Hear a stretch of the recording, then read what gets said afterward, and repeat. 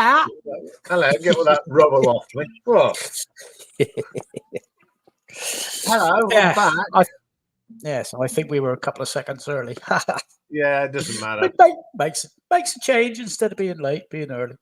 Yeah, certainly feel a lot better than I did this time last week. Oh dear.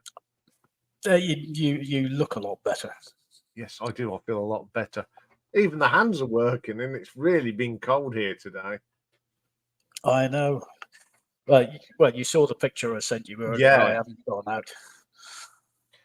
No, I went shopping, and that was it. Anyway, good evening, folks. Hello. Has resumed. Considering I didn't do much towards the end of last week, and there was no shorts this week, but I will be back on next week. I'm fully thinking. We had 2,244 views in the last 7 days, 12 new subscribers. So thank you very much. So what have you been watching? So number 3, A Wander Down the Sidewalk from last week, 77 views.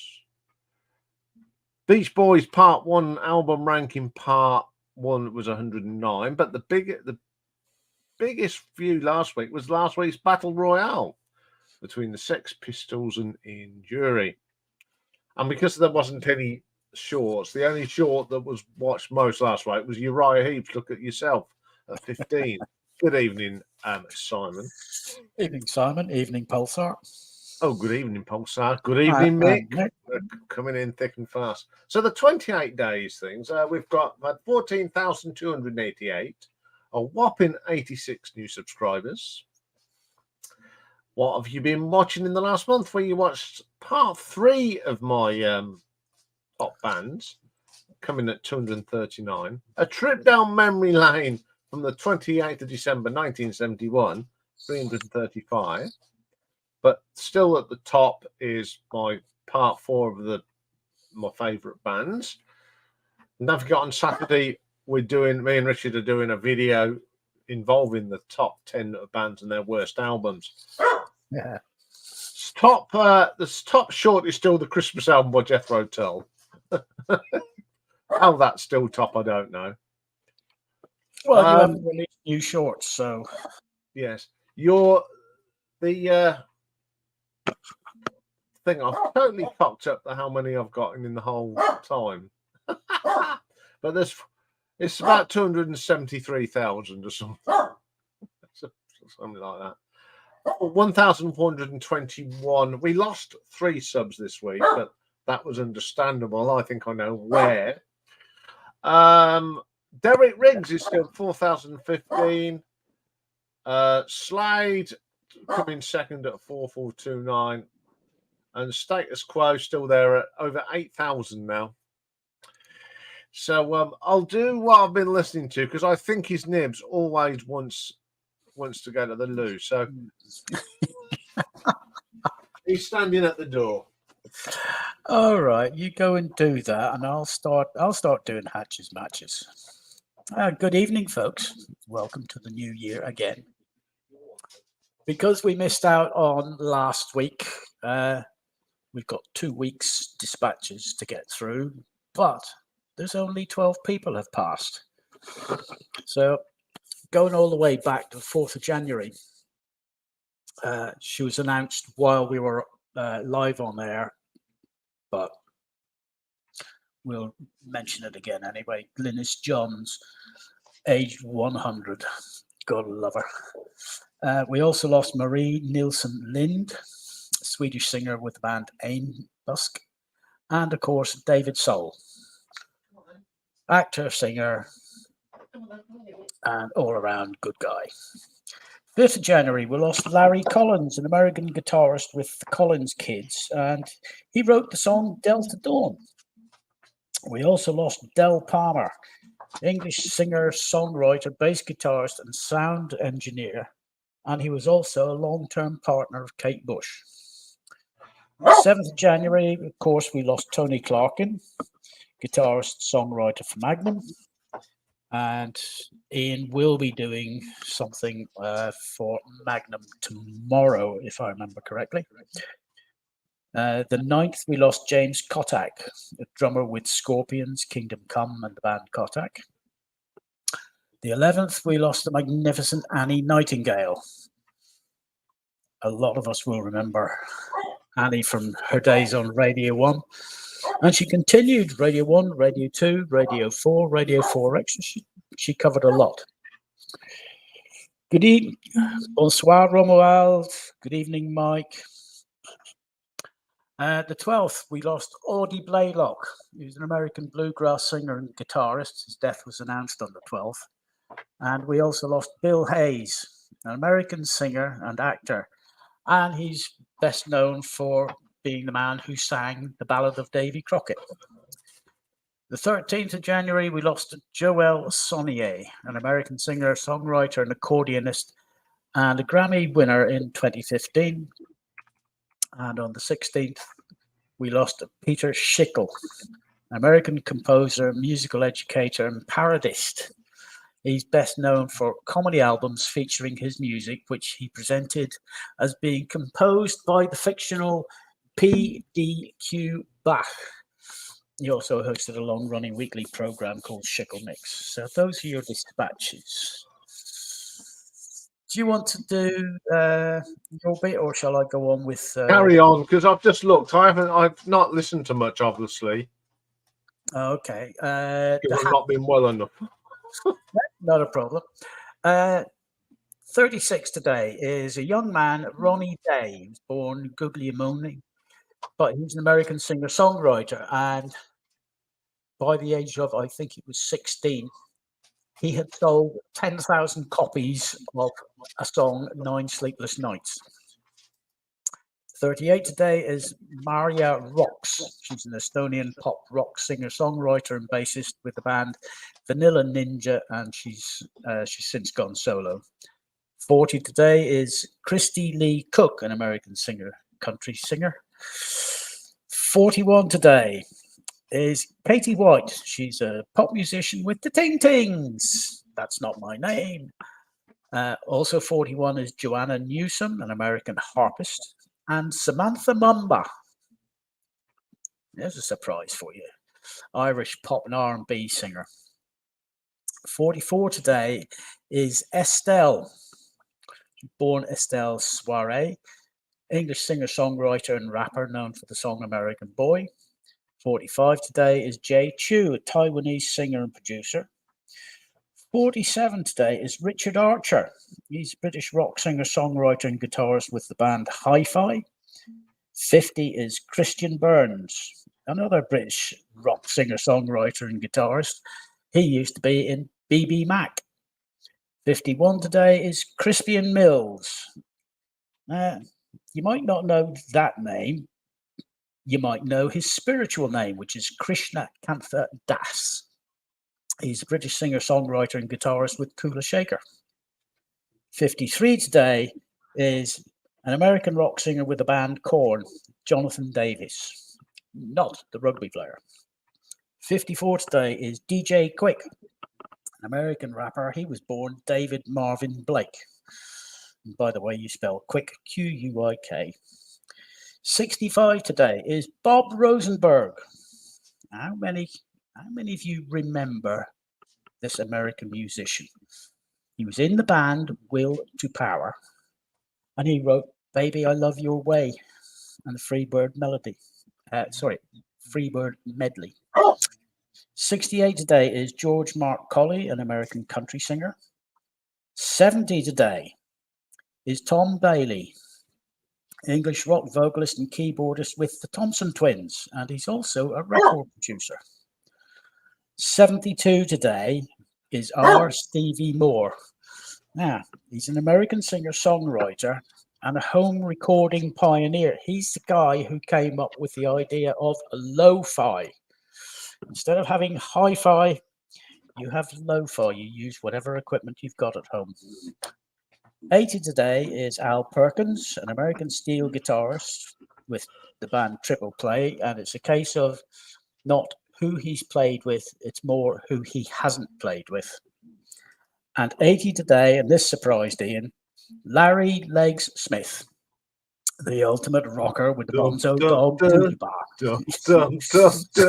Yeah, urban spaceman. 81 today is Al Foster, an American jazz drummer. He played with Miles Davis from 1973 to 1989. He's also played with Sonny Rollins, McCoy Tyner, and a lot of others. 83 today, and I was surprised he was still alive, is Bobby Goldsboro, the American pop and country singer-songwriter. We all know him for that song, Honey. 84 today is Pat Britt, an American jazz saxophonist, flute player, and producer. And granddaddy tonight is Vernon Garrett, an American soul and blues singer at the age of 91. So we've got a couple of marriages and a divorce today. In 1893, the British poet and writer Rudyard Kipling married Carrie Balestier. The writer, Henry James, gave away the bride, not her father. Somebody else gave away the bride. In 1969, Audrey Hepburn married her second husband, an Italian psychiatrist by the name of Andrea Dotti, and they got divorced in 1982. But in 1996, and I'm quoting from the website here, the Princess of Rock, Lisa Marie Presley, filed for divorce from the King of Pop, Michael Jackson, in New York. Well, that's your hatches, matches, and dispatches. Yeah, you'll have to. Can you? For some reason, the next week has just totally disappeared off screen. Oh, right. Well, I shall continue on then, because the talking point this week, because we missed. Oh no, it's there. It's there. Yeah. Have you got? Yeah. I'm not seeing it. No, because I've got to put it back in the thingy. Okay. Well, the talking point is 75. So in February 75, Margaret Thatcher beat Edward Heath for the leadership of the Tories. In April, Bobby Fischer was stripped of his world chess title for refusing to defend it. And the title was awarded to Anatoly Karpov. And Microsoft was founded as a partnership between Bill Gates and Paul Allen. Wouldn't you have loved to have had shares whenever that happened? In June, Sony introduced the Betamax video cassette recorder. And what a pity it lost out to VHS. The Betamax was by far superior. In June, Jaws was released to cinema. Yeah. We're going to need a bigger boat and all that good stuff. July, the Nebworth Festival. Pink Floyd debuted their album Wish You Were Here, and it was debuted with pyrotechnics and an exploding plane which flew into the stage. July 25th, Marvin Hamlish and Edward Kleban's musical Chorus Line opened at the Schubert Theatre in New York, and it set the record for the longest running Broadway show with a run of 6,137 consecutive performances and 10 Tony Awards. September, Wish You Were Here reached #1 in the US, and it eventually went on to sell 13 million copies. Not bad. October. Now, the week before, the week of the 4th, we had the Rumble in the Jungle with Ali.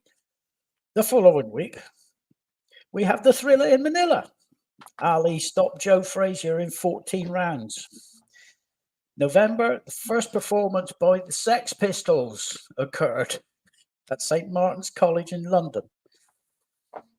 Rather fitting, given what's coming up later. And at the end, the start of November, the Australian Prime Minister Gough Whitlam was removed from office by the Governor General. It was the first time an elected Prime Minister was removed from office in 200 years. So there's your hatches, matches, dispatches, talking points, and other gibberish. Are we back to normal now? Yes. Okay, we'll add that to the stage and we'll put it full screen. And 3, 2, 1, off you go. So a lot of you will be saying, what's he going to do next week? So we're starting off on Monday. Oh dear. What have you done? I don't know. That shouldn't have happened. That shouldn't have happened. Okay. Do you want to try again? I think there's definitely a problem with the. Yes, it's making funny noises now. Hold on, let's get out of here. Rocky, hush. There's Yes, something sir. not quite right with this. Right. You accidentally deleted it. I haven't deleted it. It's just disappeared off the face of the earth. Ah. Right. Can you Okay, see it Marius. now, Mother? No. Of course, Stevie. What do you expect? It's always a shambles. No, there's nothing. There's nothing showing. Right. Okay. Technical hatches. I think we may have done it this time. Let's have a look.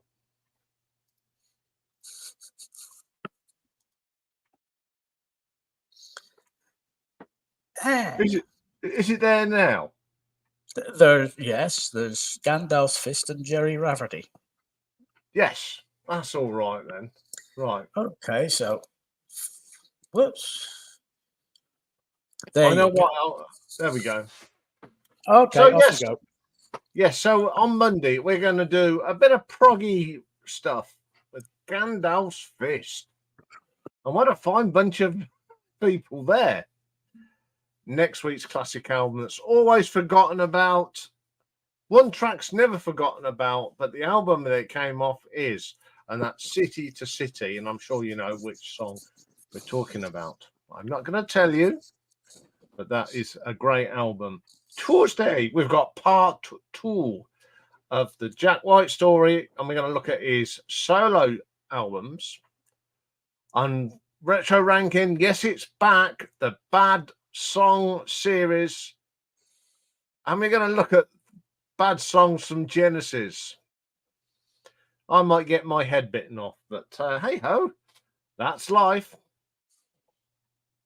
Okay, next week's Retro Ranking, we've got a great band from Liverpool, Echo and the Bunnymen. And then on Thursday, it's a bit of a change because we haven't got a Battle Royale because today was the last one. So first up will be a trip down memory lane for the 25th of January, 1992. And then Dave is making his video debut. He's never been in a video. So that's the first for Dave. And we'll be doing a review of round 1 of Battle Royale, where we will tell you who we would have voted for and look forward to round 2. Then we got a busy old day on Friday. Got a live album of Striper, an American glam type band. 2 new albums to review next week. We've got Green Day's new album, Saviors, and the Mighty Saxons, Hell, Fire, and Damnation. But the biggest thing for next week is next Saturday afternoon. Put this in your diaries.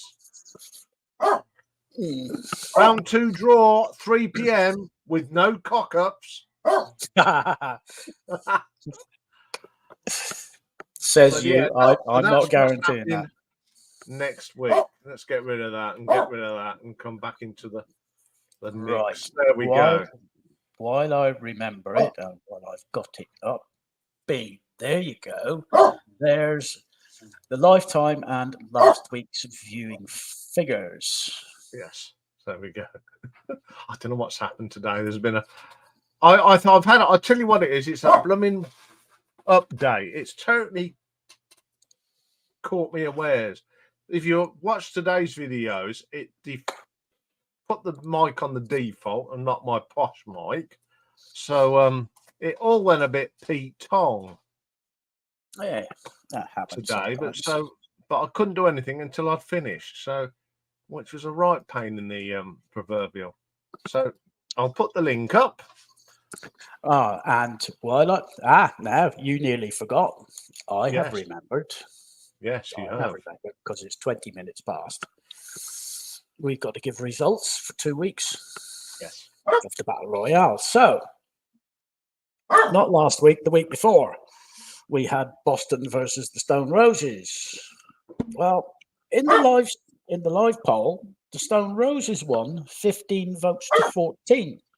But in the community, Boston whopped the Stone Roses 36-19 for an overall 50 votes to 34 win for Boston.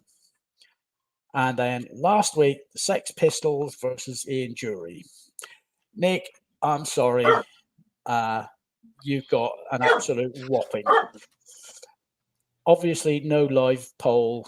The community vote was 41 to 14. There's a bit of a downer. Good evening, Richard. Good evening. I'm joining you tonight. I'm not in work because of the weather. I'm not blinking surprised. So you can show your singles then, can't you? Hey! Aren't you glad we held it over? Right, I didn't just show a few all away and had to get them all back out again. Yeah.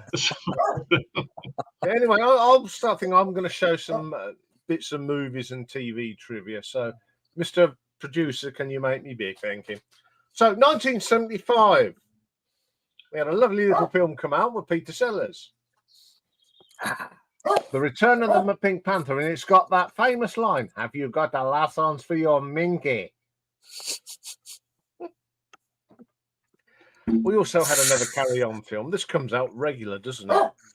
Carry On Behind came out in 1975. But I forgot about that one. And of course, a great movie came out. The Knights Say Near the Monty Python and the Holy Grail. Come back here and fight. Yes, come back here. So we'll move on to TV debuts. Keeping on a Monty Python film, a very famous series started in 1975. They only made 2. Watery Owls. Yeah. Bit of 40,000. No, it's Watery Fowls. Watery Fowls. Brilliant series. I just love that to death. Also, a really famous series started. I love this. Mm-hmm. Bit of the Sweeney. Also, another Carry On thing started in 1970 on TV. Carry On Laughing, which is in this box set as well. And do you know, in 1975, the first televised Bond film was the first time that a Bond film appeared on TV. Mm-hmm. And it From was Russia with Love? No. Oh, Dr. No, yes. Yes, and I watched it. I can't remember how old I was, but we sat and watched it as a family. So that's my thing. So I know he's sitting there eager to show us his wares. Given that you were born in 66 and 10 years later would have been 76, you must have been 9. 9, I don't know, something like that. Yeah. I couldn't lose count. Yeah, all right, sniggering in the back, at the back of the class. Anyway, that's me done. So I think it's time. He was upset he didn't do it last week, so it's all yours, Richard. There you go. 75. Yeah. Yeah. Oh bollocks! Seriously. Yeah. Wait, joke. 75. Here we go. I've loads of 75 singles, but these are all picture sleeves. So here we go. I'll race through these as quickly as possible. Take it down. Simon and Garfunkel, My Little Town. Their first single since Around the Bridge Over Troubled Water times, and the song itself was on each of their solo albums, and it's absolutely brilliant. Minnie Riperton and Loving You, which is a beautiful track. I think she passed away within a few years after this. I think she died very, very young. Regarded as the start of his downfall, but I still love it. Rod Stewart and Sailing. I think it's a great track. Steve Harley and Cockney Rebel, Make Me Smile, with a fantastic B-side, Another Journey. Now, these are for Ian or for Ian's friend. These are 4 of them. Shawady Waddy, Sweet Music, my favourite Shawady Waddy single. The big hit, 3 Steps to Heaven, and got to number 2 or number 3 in the charts. Heavenly, which didn't do too well. It's one of their own, but I think it's a good song. And then the cover of the Buddy Holly song, Heartbeat. Now, those are all either French or German singles. Sparks and Looks, Looks, Looks from their In the Street album. Yeah, almost back to the 20s with this one, but I think it's really, really good. And then a couple of Smokey singles. If You Think You Know How to Love Me, which I think is magnificent, and Pat Benatar recorded that on her debut album. And then Don't Play Your Rock and Roll to Me, which has got the Elvis Presley, Marie's the Name of His Latest Flame riff, which I think is very good. And a Mungo Jerry one, Hello Nadine, which was not a hit. It's the first one on the Polydor label, but it's very good. And then a couple of Susie Quattros. And we have Your Mama Don't Like Me, it's a Japanese single. And I Bit Off More Than I Can Chew, which is very good. Song. I like that one. 2 very, very funky songs. Now, we're hitting near the end of glam and they're almost the post-glam stuff. So we do have Mud and The Secrets That You Keep, which I absolutely love. It's almost a rewrite of Lonely This Christmas, but I think it's better. Moonshine Sally, which had been knocking about for a while, but they released it as a single and it did okay, top 10. Was that a B-side before? I'm sure it was a B-side. Moonshine Sally, no, it wasn't. I think it had been recorded maybe a couple of years beforehand, or had been written a couple of years beforehand, but it's quite an older song. Whether they had recorded it, I'm not sure, but it is actually quite good, and it's, I think, their last one on track, even though this is Electrola, so it must be German, I think. Yeah, it's German. And then a really good rocker, which is on Philips, but over here it was on Private Stock, and it's La La Lucy, which I think is fantastic. Now we get to the sweet and your favorite, Fox on the Run, with my favorite B-side of theirs, Misdemeanor, and Action. And the B-side of that is Sweet FA from their Sweet Fanny album. Now, this is actually a British picture sleeve, and it's Slade, How Does It Feel? Yes, it's from their 74 album, but it came out in February 75. And then we've got a Dutch picture sleeve of Thanks for the Memory, which I think is a really good track. It's almost a little bit funky itself, a little bit more disco-y and slightly different to what they were actually recording at the time. Now I have 3 different versions of this. This is the English version of In for a Penny with the penny picture sleeve. And then we get this as either French or German. I think this is French. So the French picture sleeve for it. And then the German picture sleeve for it. So a good song with a really good lead guitar in it, which I think was Jim Lee and not Dave Hill.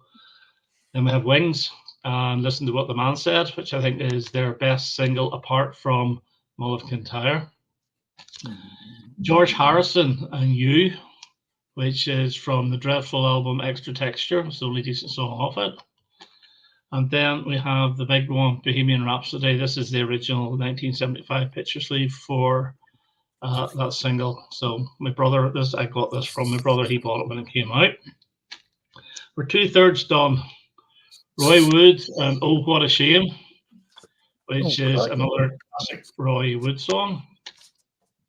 And the Elton John band, Philadelphia Freedom, which is absolutely brilliant. And one more Elton John, it's Island Girl, and that is the crappiest picture sleeve you will ever get.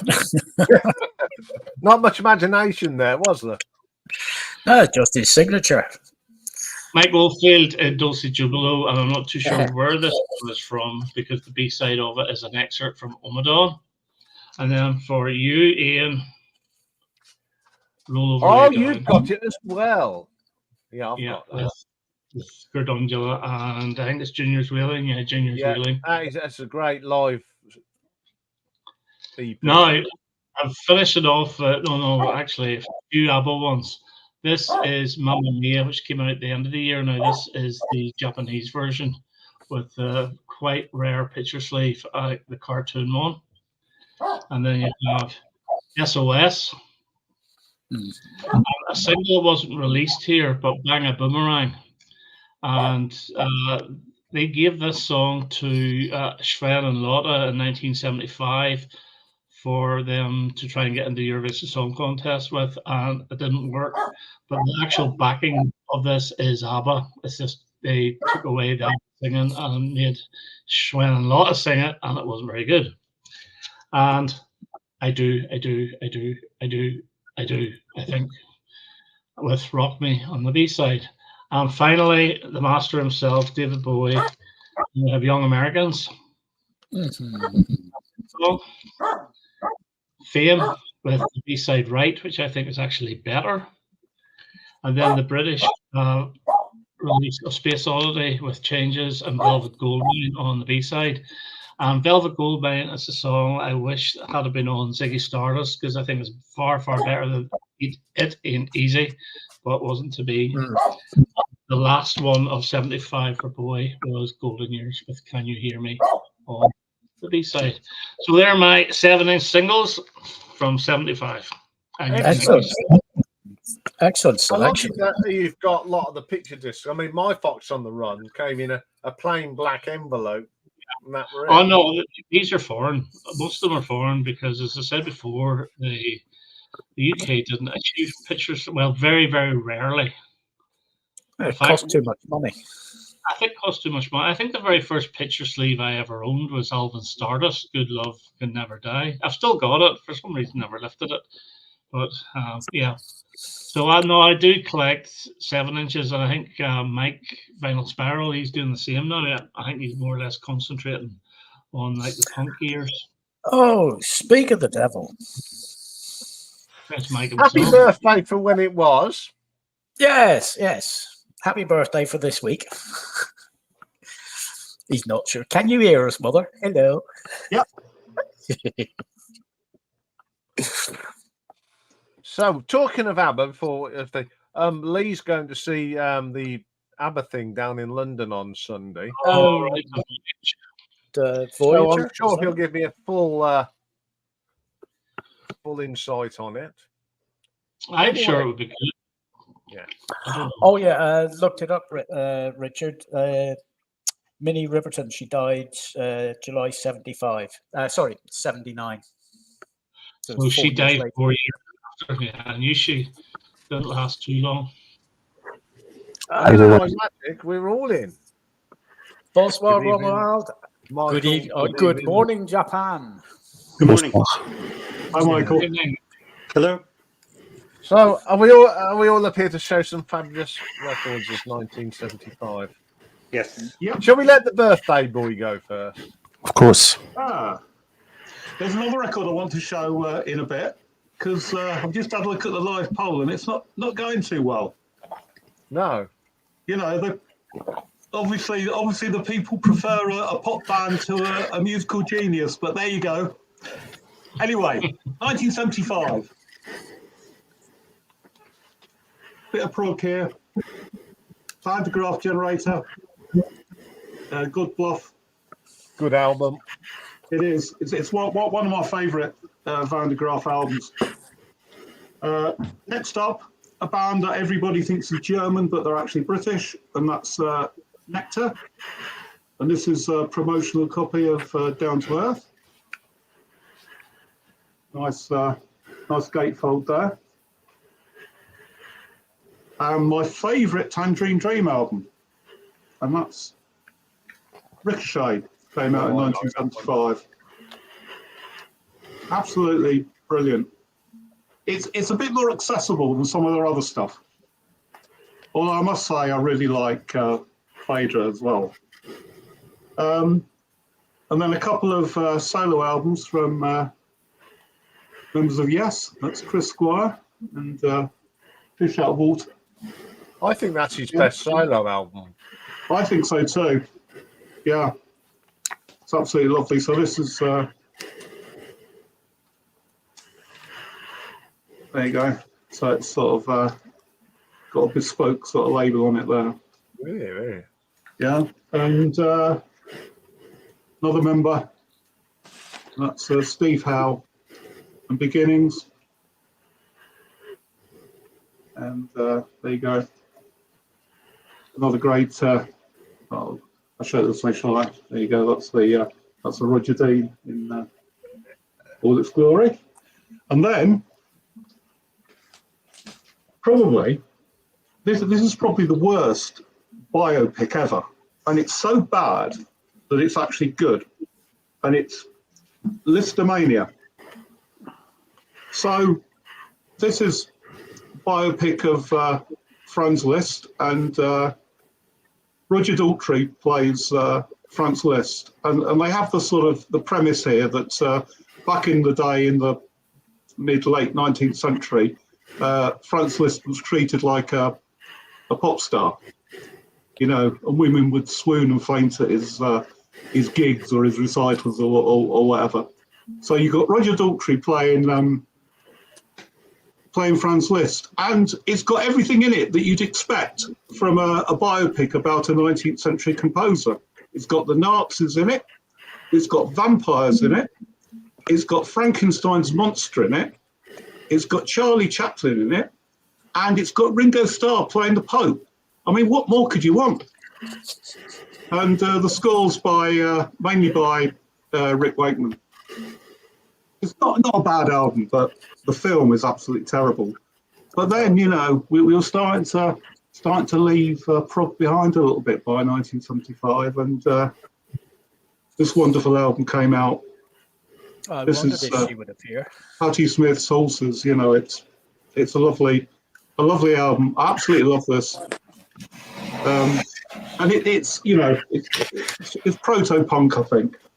And then just one more to show, and this is a jazz album, and it's Fancy Dancer by Bobby Humphrey. She was a flautist. It's very sort of very funky sort of jazz. It's very accessible. It's a lovely album. So yeah, so that's what I've got to show from 1975. Some excellent albums there. Well done, young sir. Well, Okay, so do we go to Japan or do we go to Canada? east or west? We'll West is pointing east. I've got in first. You're up, Michael. Yes. Okay. There you are. So, first one I have is one from one of yours, Chris Squire, founder of Yes, bass player. This is very much a Yes record.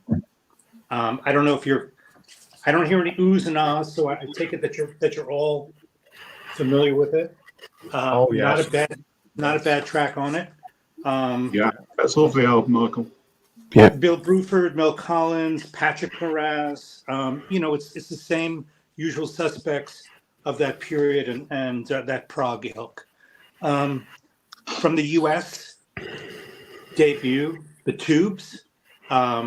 This was produced, believe it or not, by Al Cooper, and the credit says it was produced by Al Cooper.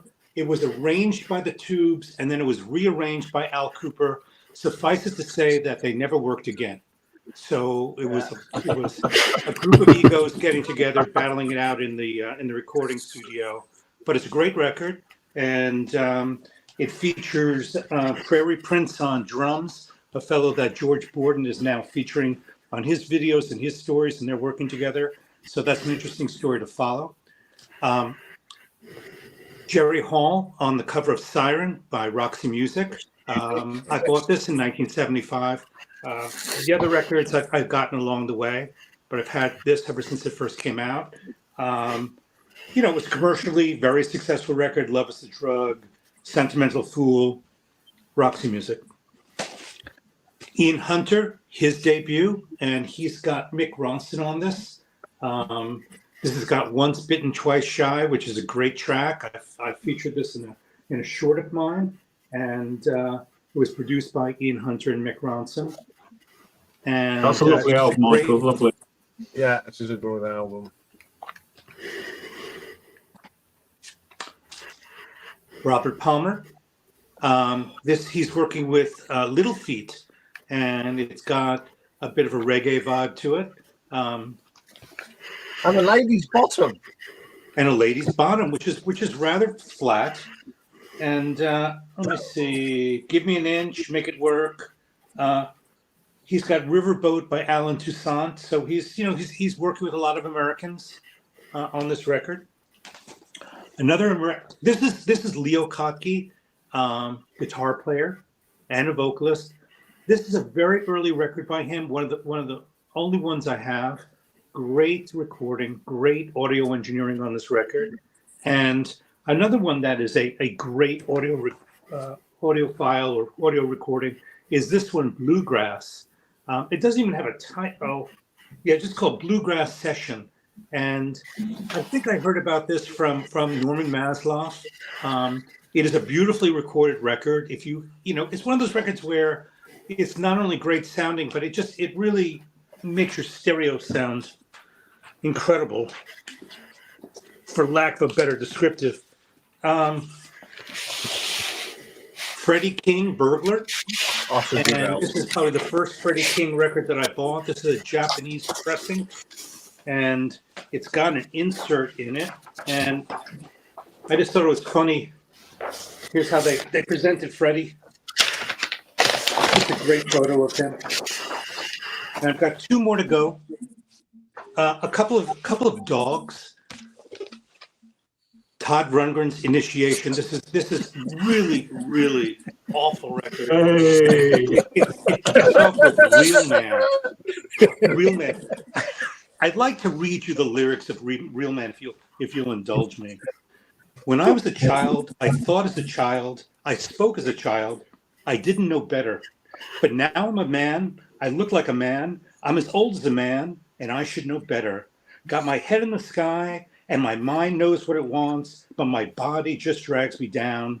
And my world is something you can't see, but it's still very real to me. You can find it in the hole where I keep my soul. There it is, way down inside me. There's a real man. Just horrible, horrible lyrics. Now, last up, and I put out a little video today. It is a combination of West Side Story and this Todd Rundgren Utopia live record. It's the only good track on the record. And the only reason why I put out that video is I had a video idea that I wanted to do, which was records where there's only one good track on it and all the other tracks on the record are absolute crap. And you only keep the record for that one track. And that is, for me, this record, which has Something Coming. So that's it for me. Oh. 1975, bitches.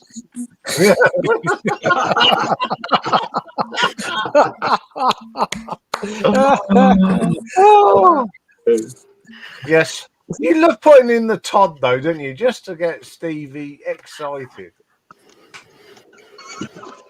Anyway, we're now going to go to Canada and see what Rommy's got for us. Yeah, 1975. Let's start with someone who were very busy back in the day, 60s and 70s. This is Manfred Mann, Nightingale and Bombers. This is odd rock. This is a progressive rock. The song Spirit in the Night, I didn't know, was written by Bruce Springsteen at the beginning. Didn't know, just learned that. Another prog band, which came a little bit later than Genesis and the other one. This is very keyboard orientated. You got a lot of short tracks on that one. This is Green Slade. Something which is not prog in my book, which is more space rock. Hawkwind, yeah. What an album. Yes. Inspired later bands like The Orb or System 7 in my book. Hawkwind. Then a French band, French band, Magma. This is a live album. Yeah.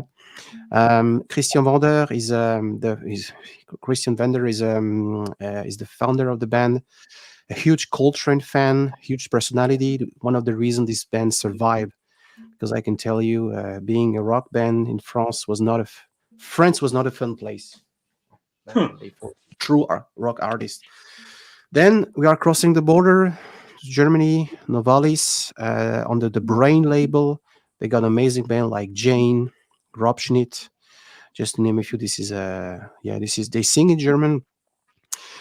Different than Phaedra and Tangerine Dream in my book. This is really crowd rock. And just to mention, I was lucky to find this copy in the beautiful city of Bath, a German press in the city of Bath. Something for you, Ian? Yes, Yay. on the level. On the level, yeah. I got all the status code from that period. Those are feel good songs to me. Richard, you were talking about that's you showed the singles from Steve Harley and the Cockney Rebels, which is my absolutely feel good story. Every time I go to England, I sit in the car, I listen to the Gold radio station. They play this song every time, and those are really feel good songs to me. So there's not a bad track on that album. No, on the level. The first record I bought when I moved to Canada, Heart, Sister Wilson, Dreamboat Annie. They had such a talent. I think when they organized this ceremony with Obama and Led Zeppelin, they were the one who sang "Stairway to Heaven." Yeah, with John Bonham's son on the drums. Very underrated artist, Pablo Doc, Pampered Manual. They didn't have a lot of success, so they made only 2 albums and disappeared. It is prog. It is American prog. Brilliant album. Yeah. Brilliant album. Singer has this very special voice, like Geddy Lee, very high pitching, screeching in my book. Julia is an absolutely great song. Then Sherazade, another story. So what a wonderful album. Wonderful album, sophisticated. A lot of people were involved. John Tao, John Camp, Michael Dunford in the writing process. Tony Cox made the orchestration, and last but not least, Annie Haslam. Outstanding vocal performance she gave. Sherazade and other stories. Yeah, I've got a live album where it's done later on, long after all them guys have left. I don't know if you guys follow the Sea of Tranquility channel. They recently made a live, and she took part of that live. Annie Haslam, really interesting. She was telling all the stories. Back in Germany, Kraftwerk, Radioaktivität or Radioactivity, the English version. This is electronic Stockhausen heritage. It's a concept album, power, and really like this. This probably one of my favorite were Trans Europe Express. Then Richard, you show a single release on that album. Mm-hmm. And what happened? And I've got probably my favorite Wings album, Venus and Mars. Very different. Gives much more space to the other, I guess.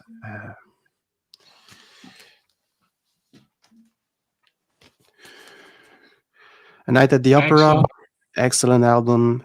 You can feel all the influence, the passions Freddie Mercury had for different genres back then. We got opera, we got 20s vintage songs, true rock parts. I got into Queen because of that album, and I also got into Pink Floyd because of that copy. Wish You Were Here. What a brilliant album! All tracks are amazing. Wish You Were Here. Have a Cigar. It's yeah. And last but not least, this is a signed copy. One of the reasons I got like that, because this person signed my copies of In Trance. This is Scorpions, 1975. This is true hard rock, way different from Love at First Sting and all the thing they will back out in the 80s. They got the real sound back then with a Holy Road, played like Hendrix. Probably my favorite album from Scorpions. Yeah, I love Robot Man on that. That is a Robot great. Man it's a killer opening. Yeah. So this is it. Thank you. Excellent choices again. Yeah. Yeah. Really good, really good. Actually, Ronald, I thought you were going to show this. Oh yeah, forgot that one. I forgot. thought you were bound to show it, so I didn't. I forgot that one. That's the one she came back. Arriving for the Moon. So this was Sandy Denny was back, and she was back. Yeah. Oh yeah. It's a lovely album. Yeah. So there you go. You're right. Okay, I suppose I'll show some of mine. Some of them are going to be copies, but these are this. So make me big, Lisa. I'm going to start off with Night of the Opera, one of my favourite Queen albums, and this is an original copy of it. It's got I Love 39 on this. This is Queen Does the Seekers. I love Death on Two Legs and Lazy on the Sunday. That guitar work is fab. Okay, my next one. This is an Australian import. TNT, AC/DC. Yeah. This has got it's got a long way to the top if you want to rock and roll. The rock and roll singer, the Jack, Live Wire, TNT, Rocker, Can I Get You next to You Girl, High Voltage, and Chuck Berry School Days. On the, we'll get it out of the thing, Albert Records. And also this opens out. So you've got pictures of the band at the time, all the lyrics. One of my pride and joys, that is a genuine Australian copy. I've also got Pink Not a Floyd, problem, Nick. including the postcard. Yep. And somewhere I've got the black bag that it came in. But I don't put it on because it's such a bugger to get off. First album from Mr. Richie Blackmore. The original Richie Blackmore's on a great, which is an original copy, because the label is on the Oyster. Ooh. Which is pretty cool. And of course we've got Michael Field, yeah. Mark Caulfield doing in his Jesus period. His brother Terry and his sister Sally are on this album as well, so it was a bit of a family affair. No, an American horrible pun. Yeah.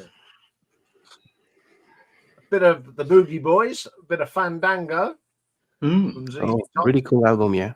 Yeah, it's got some live stuff, and of course, this is the album that Tush is on. Yeah. And it's got one of my favourite songs on there, Blue Jean Blues. I love that. Look at their hats. Look at Billy Gibbons in his white suit. They look so young. I mean, and on the back you get the from behind the stage. But the best bit about this is it's the actual cover. This is a concert at the to watch ZZ Top in Dallas. Is it Dallas? Yes, I think it's ZZ Top's first annual Texas-sized romping, stomping, barn dance and barbecue in Austin, Texas. And here's one for Richard. Bay City Rollers. Not for me. And this is not mine. This is Lee's, but it is an original. And I'm not going to pull them out because I don't want to wreck it. But all the little pictures of the band pop out. It's got one of your favourite songs on it as well. There we go. This is Lee's copying us. Bye, baby. What's on And here? rock and roll. Bye Bye Baby's on here. The Disco Kid, Little Belle Lejeune, When Will You Be Mine, Angel Baby, Keep on Dancing, Once Upon a Star, Let's Go, Marlena, My Teenage Heart, Rock and Roll Honeymoon, which is my favourite track, and Hey Beautiful Dreamer. Great album. Yes, I like it. Good afternoon, Art. So that's my my All done? All done, yes. And sorry, I know you, Ian, you are working on some projects, charity T-shirt design. Yeah. And the marketing director you hired, she made a mistake. She sent to me some sample of that.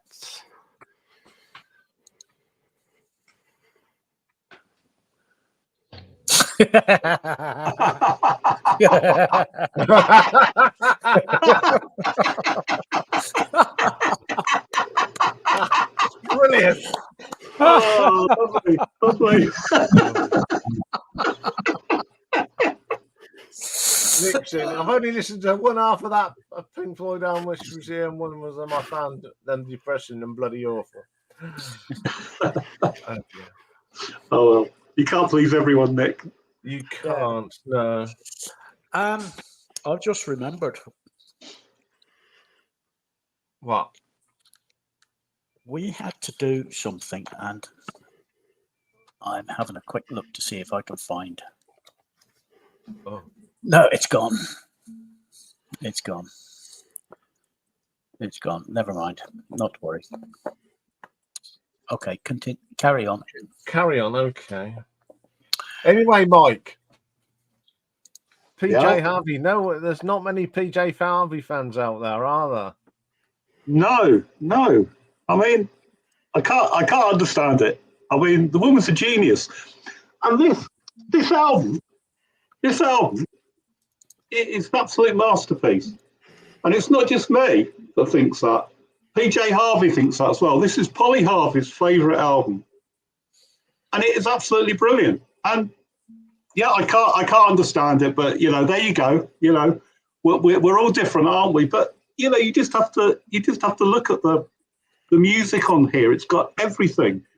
You know, she's got fantastic vocals, brilliant arrangements. You know, I mean, she's an absolute genius, this woman. You know, and you know the tracks. I mean, I saw your video this morning, Ian, and I think you said "The Garden" is your favourite track on this. Yeah, it's not quite my favourite. I mean, it's absolutely brilliant. I mean, it's just PJ and the piano, isn't it? And it's just absolutely beautiful. But you know, I like "No Girl So Sweet." You know, I just like the driving guitars on it, and you know, this is her getting to all the high notes, and it's fantastic. But you know, there's so much on this album, you know, and you know, I thought, you know, sort of back end of the 90s, there wasn't really an awful lot going on musically, I thought, but this album, you know, her fourth album, 1998, is absolutely fantastic. I mean, there's something for everybody. You know, there's a bit of grunginess, you know, tunes like My Beautiful Leah, The Wind is an absolutely fantastic track. That's a great track. The way she evokes that with a very sort of whispering sort of lyrics in the first half of the tune, and then it builds up into a lovely sort of song.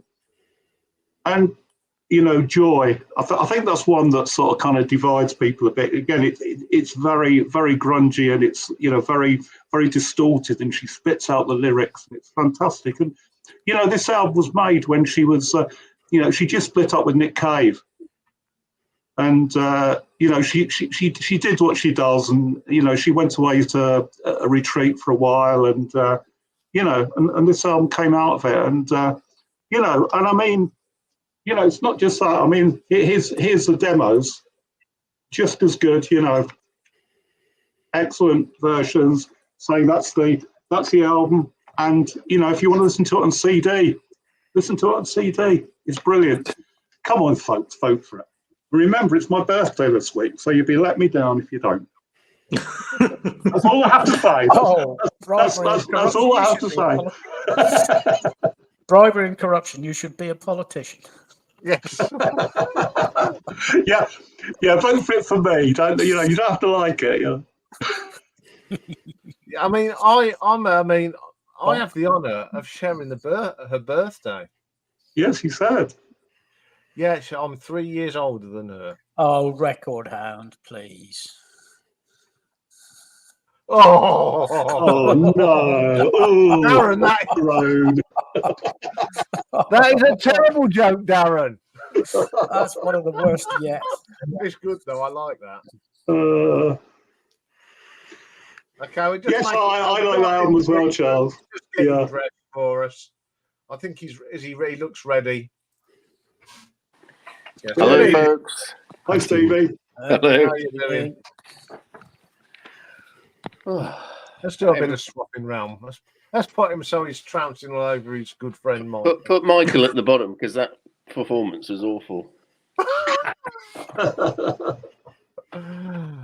So did the Who have much out in 1975, Stevie? Well, I was going to say, thank you to everybody for sort of introducing the albums and the creativity. But it was only one album in 1975 that was any good. So make me big. It was, of course, the Who by Numbers. A couple of my favourite songs: "Imagine a Man." That's a wonderful ballad. Squeeze Box is all right, and Slip Kid's very good. And Blue, Red and Grey. Blue, Red and Grey and Imagine a Man, all-time favourite bits of songwriting. And do you want a bit of trivia about the cover? Yes. Sure. Okay. How much this is a quiz question. How much did the cover for Quadrophenia cost to put together, with all the photos, etc.? About 2 and 6. It was the price of Small House in '73, 2 years earlier, in the UK. What, about 10,000? £16,000 about, and John Entwistle did this cover. And how much do you think he got paid for it? Sweet Fanny Adams. 32 quid. Hey, it's worth every penny, though, wasn't it? So they were economising by 1975. They were economising a bit. So anyway, make me small. That's my. I've only got the one 1975. Yeah. Anyway, enough of this rubbish. I want more Todd. Yeah. I can't understand why you don't like Todd. No, I mean he's all right. It's just crappy lyrics, crap songwriting. He thinks he was the big innovator, but it all been done before. Oh, God. John Lennon wrote him a lovely letter, I think, because they had a bit of a feud going on. So, but Michael will know all about that because he's a Todd Runner expert. Yeah, they had a little run-in, and it was a letter to a letter. There was a little bit of snark, but it was all over. Yeah, they kissed and they made up. But Ian, have you ever done a Utopia ranking? Not yet. They're pretty horrible. I mean, let's be honest. I mean, I don't think Utopia did one record where every song is great. So everything was a mixed bag. And you haven't done a Todd Rundgren ranking either, have you? No, I'm sorting through that. That'll come. Maybe if you need some consultation, Ian, you know where to find me. Yeah. In Japan. I shall dedicate it to Stevie though. Of course. All right. Make me big. Uh-oh. Okay, ready? An open letter. An opened lettuce to sod Ruddenstuntle. So we're off to a good start. Couldn't resist adding a few islands of truth of my own in answer to Turd Rundgren's howl of hate, brackets pain. So it says, Dear Todd, I like you and some of your work, including I Saw the Like, which is not unlike There's a Place, brackets Beatles, melody-wise, because he stole it, basically. Number one, I've never claimed to be a revolutionary, but I'm allowed to sing about anything I want, right? Number 2, I never hit a waitress in the Troubadour.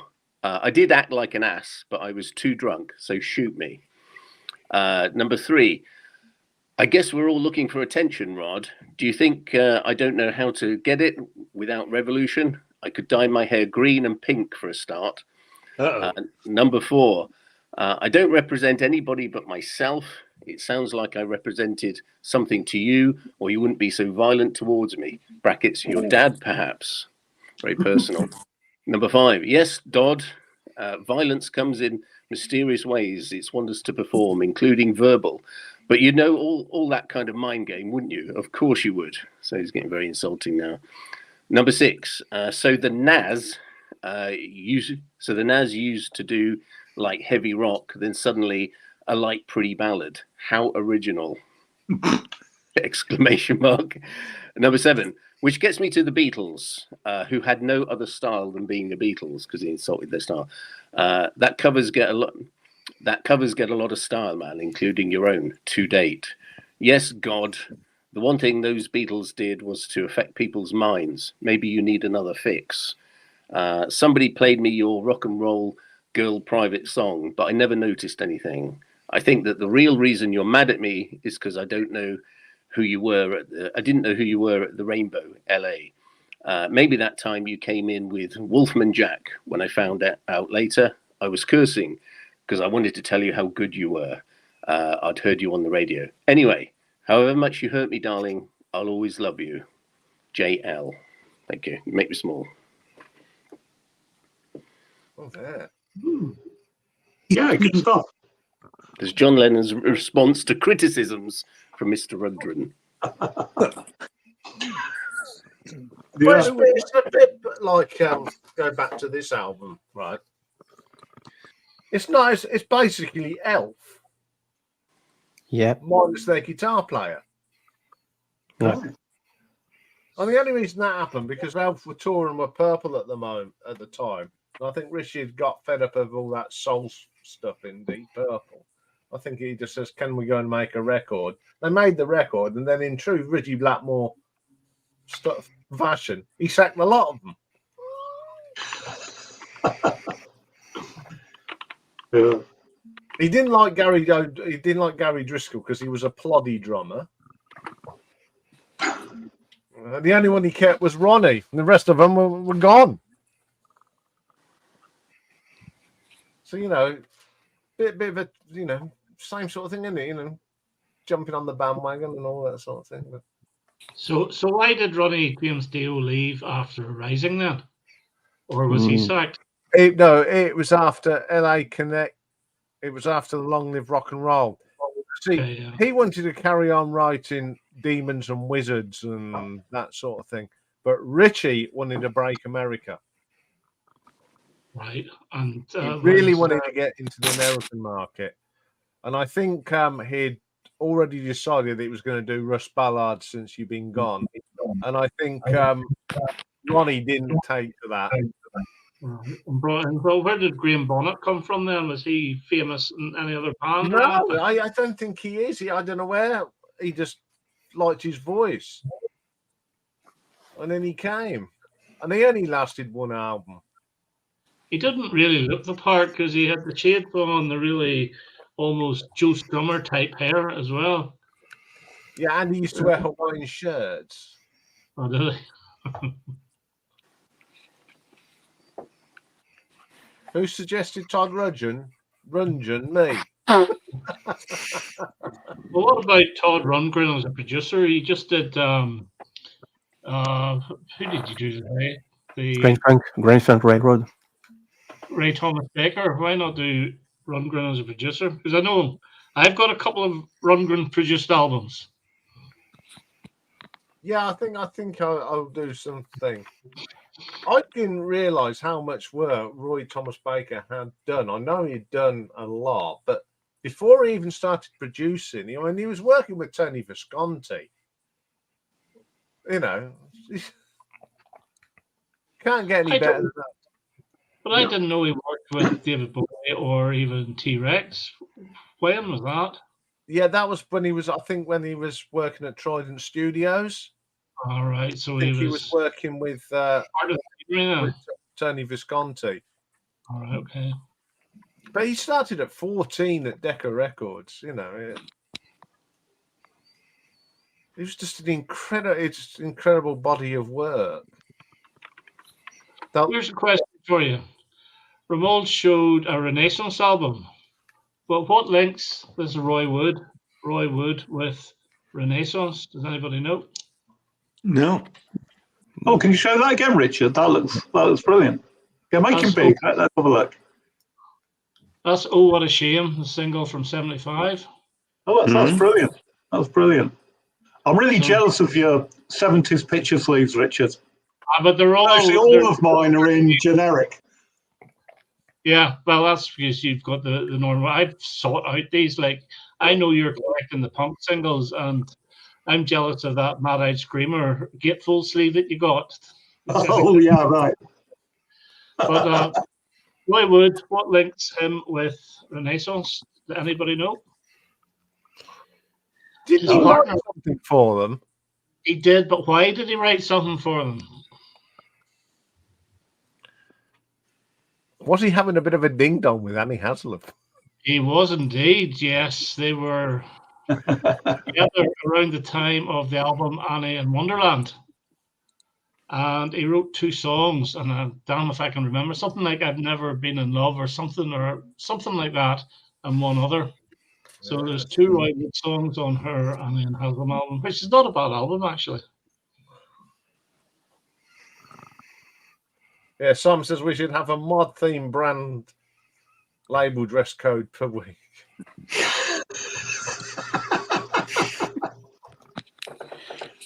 Yes, even Elfin Man got it right as well. Yeah, yeah. Not a lot of people know that one, do they? That they were an item. So I think that was 1977. Her album came out. Yeah, I think so. Yeah, I'm going to be doing Annie Haslam's solo stuff at some stage. Yeah. Anyway, I think Nick just asked a question about Leeds Record Fair, didn't he? Yes, he did. Yes. They went to the next one. Yeah, they're second Saturday of every month, Nick. So whenever the second Saturday in February is, that's when Leeds Record Fair takes place. Hi, Rob. Hi, Rob.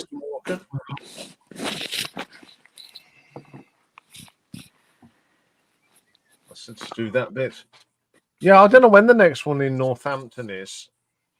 And unfortunately, I haven't been down to the record shops because it's too cold and I'm walking around like a 90-year-old at the moment. How are your bones, Ian?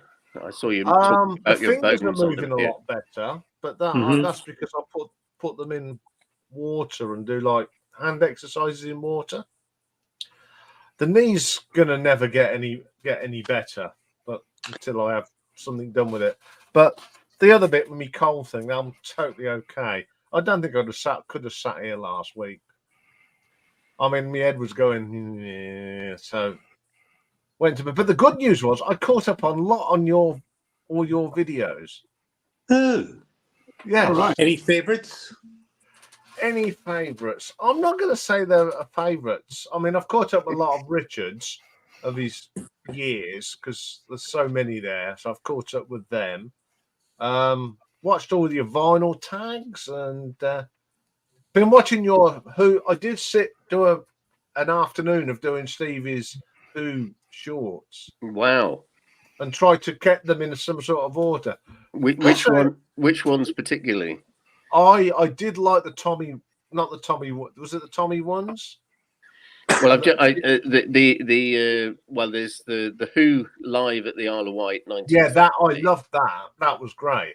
Yeah, I like doing those. Those were quite low views compared to the others, but I don't care because I was quite enjoying doing them. Well, then Michael's going around the record stores in Japan. That's fascinating. Because after I'd watched that, I went and watched James May on Prime, Our Man in Japan. although he didn't go to record shops, he still gave me this thing to watch more about Japan.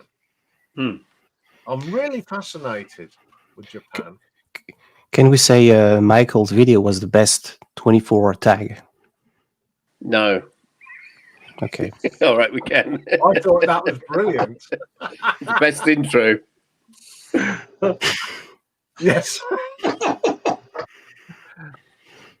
Lot of I don't know tongue what and it is. Rob Walker just inspires me. And any video that uses those kind of gimmicks says a lot about the presenter, doesn't it? What does it say, Rob?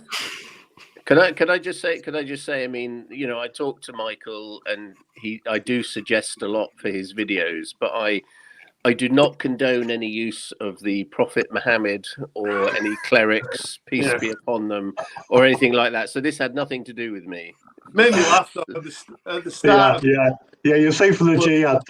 Just in case there's any military army, you know, Iranian military army on their way to Japan right now or anything like that. Yeah, it fitted the tone, didn't it? People throwing themselves off buildings to do a tag response. Quite funny.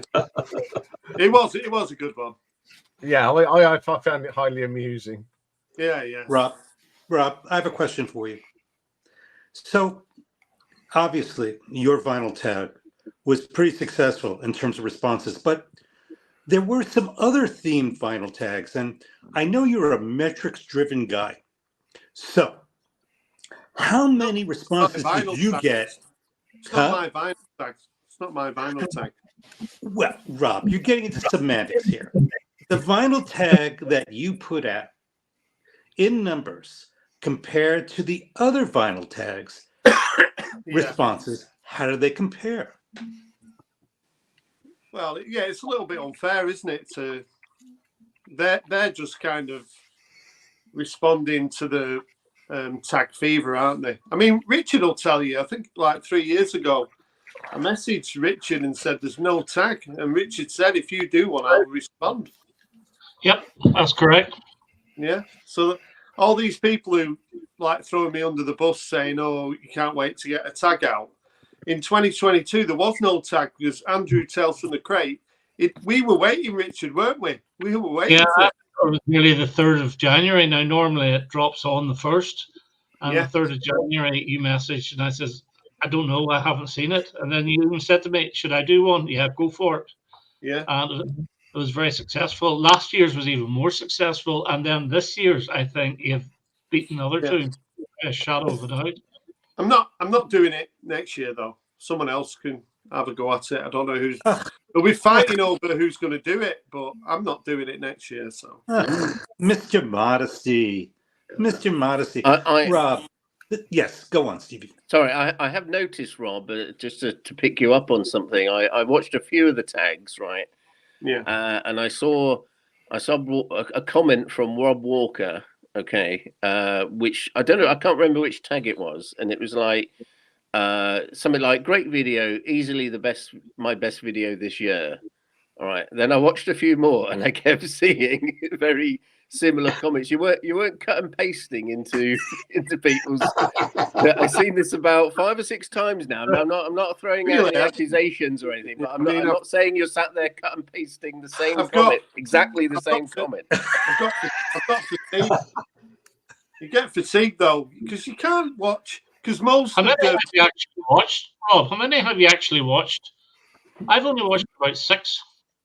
I've not watched as many this year because I've been busier in work, but I've probably watched 30 or 40, something like that. And if you think about it, the average one is at least between 15 and 20 minutes. Yeah. That's what I was going to ask you. Do you look at the time and say, no, that's too long, I'll go on to the next one?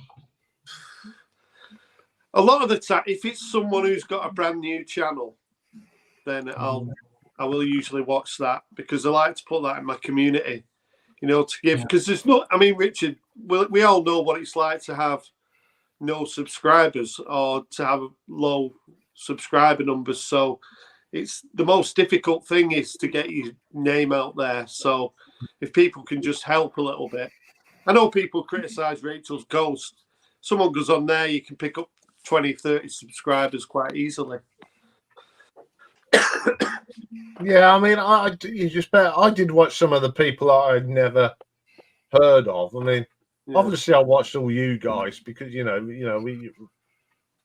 but I did watch some of the ones that I'd never thought. Oh, yeah, they're good, and I have subscribed to a couple of the channels to give them. Like Rob said, you got to give these small channels some support. I mean, we're small channels in the grand scheme of things, aren't we? When it comes to YouTube, we're all small channels, but in relation to ourselves, if someone's got 10 or 20 subscribers, it doesn't do any harm for me to push them a little bit.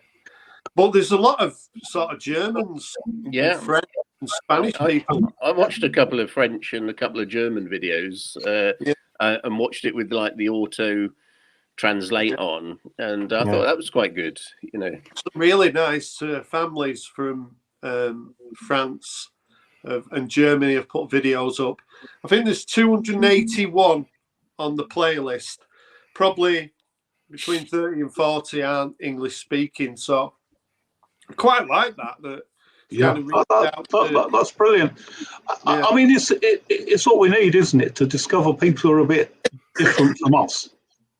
There's a lot of old guys on the VC, and there's a couple of UK channels. Yeah, a couple of UK channels that just started up.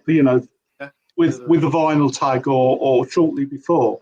Yeah, and they're young guys. They're from the UK. One of them, the channel's called Dopamine Hit, and the other one is called I Like That.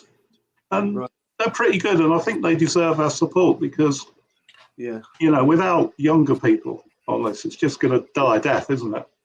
Yeah, I'll put them in the description as this week's shout out, Mike. Yeah, okay. In my description. So go to the description tomorrow, guys, and go and support these young people in the community, because when we're all long and gone, it needs to continue on. So did you see Steve Carlson's video? I mean, I know you did, Mike, because he commented about why do we collect stuff? And if you don't know, I mean, Steve's in the process of shortly sort of moving from wherever he is in the north of North America down to Nevada, I think, where his son and grandson are. And so he's going to have to sort of choose what to take and what not to take. And today he did a video, and it was just piles and piles of old magazines that he's collected over the years. And he said, I convinced myself that one day I'm gonna read these again. Yeah. And do I read them again? No, I don't. No.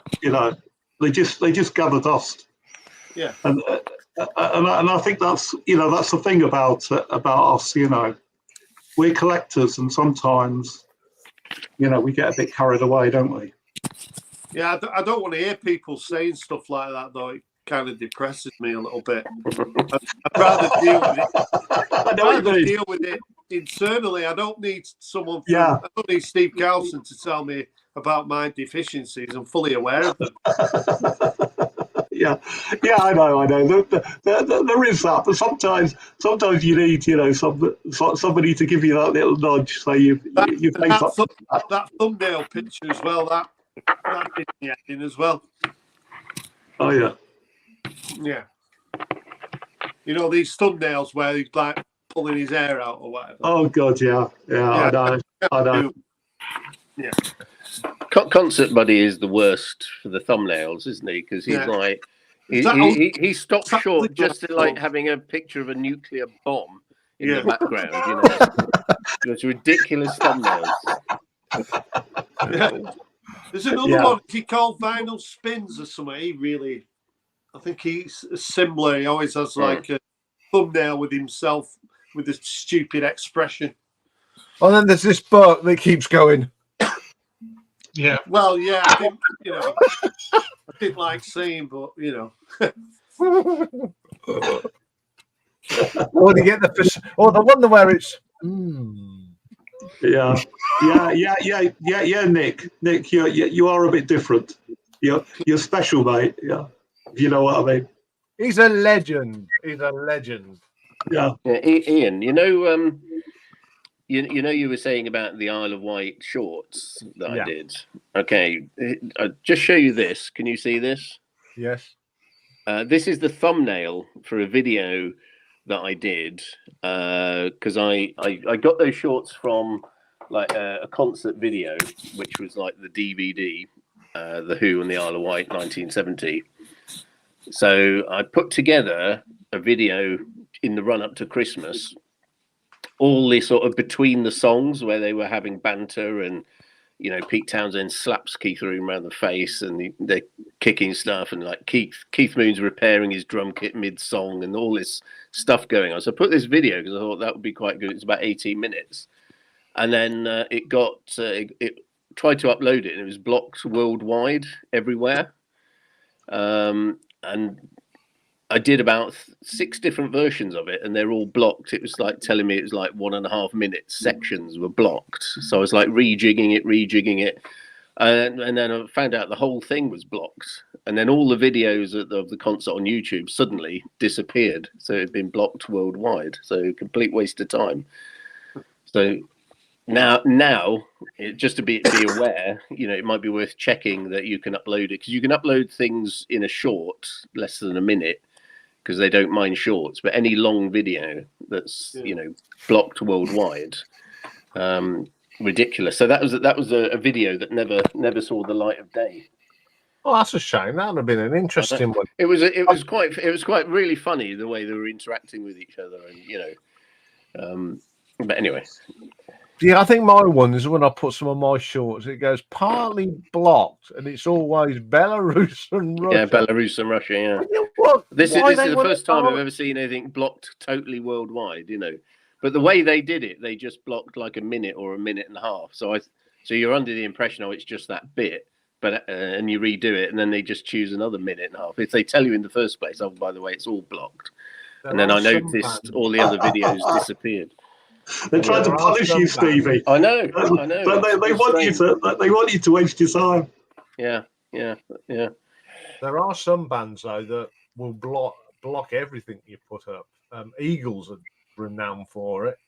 Bryan Adams as well. Yeah, I've tried Bryan Adams. Probably a good thing. Who else? Now the one that surprised me, some Led Zeppelin are allowed and some are not.